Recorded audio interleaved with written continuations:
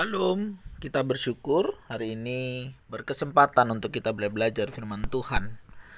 Kita akan belajar dari satu kebenaran firman Tuhan yang terambil masih di kitab Amos. Amos pasal yang kedua ayat 6 sampai yang ke-16. Beginilah firman Tuhan.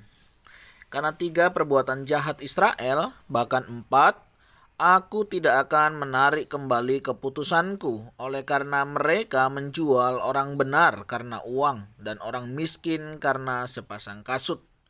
Mereka menginjak-injak kepala orang lemah ke dalam debu dan membelokkan jalan orang sengsara. Anak dan ayah pergi menjamah seorang perempuan muda, sehingga mereka melanggar kekudusan namaku. Mereka merebahkan diri di samping setiap mezbah di atas pakaian gadaian orang dan minum anggur orang-orang yang kena denda di rumah Allah mereka.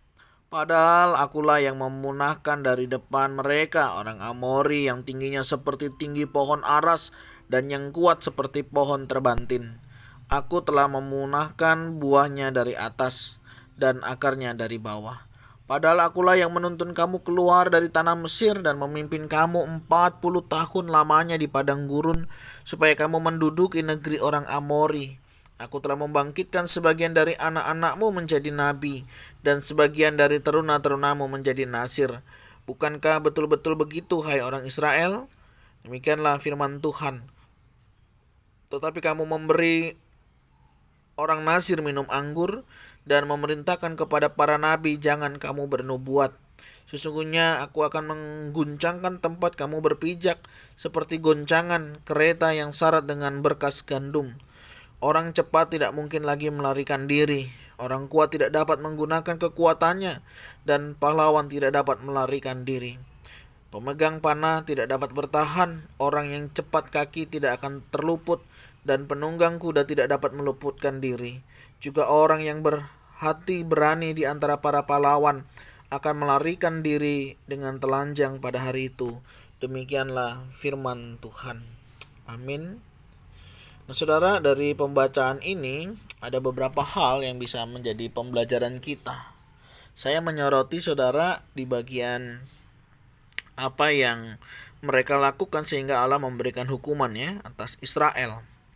Misalnya seperti ini saudara, mereka melakukan sesuatu yang merugikan orang lain, seperti mereka menjual orang benar karena uang, orang miskin karena sepasang kasut.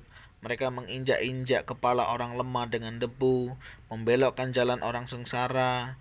Anak dan ayah pergi menjamah seorang perempuan muda, sehingga mereka melanggar kekudusan namaku. Saya melihat saudara ada satu dosa yang memang disengaja, dan ini merugikan orang lain karena orang lain yang harus melakukannya. Ada seorang penulis Kristen mengatakan saudara, iblis itu provokator, tetapi kita yang tetap menjadi eksekutor. Jadi walaupun iblis menggoda ya, memprovokasi kita, tapi keputusan itu memang ada di tangan kita. Jadi kalaupun kita jatuh, kita melakukan hal yang tidak berkenan di hadapan Tuhan, itu masih kembali lagi kepada diri kita. Nah, terlebih apa yang mereka lakukan ini saudara, mereka dengan sengaja melakukan hal-hal ini. Bahkan bukan hanya kepada masyarakat lemah, orang lemah, umat pada umumnya, tetapi mereka juga melakukan kepada nazir, kepada nabi ya. Dengan sengaja mereka membuat para nazir ini melanggar ketetapan Allah. Mereka membuat para nabi untuk tidak berkata-kata, untuk tidak menyampaikan pesan Allah. Satu hal yang tentunya ini bukan hanya merugikan banyak orang, tetapi juga membuat orang tidak lagi memenuhi panggilan di dalam kehidupannya. Pelajaran apa yang bisa kita petik saudara? Hari-hari ini saudara, bagaimana kita memperlakukan, bersikap kepada orang lain? Apakah kita bisa menghargai mereka, menjadikan manusia seperti manusia pada umumnya? Ya.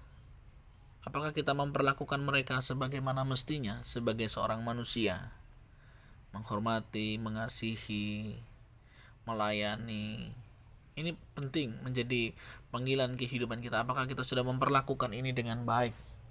orang-orang di bawah kita, orang-orang di sekitar kita. Yang kedua, saudara, bagaimana kita mendukung pekerjaan Tuhan.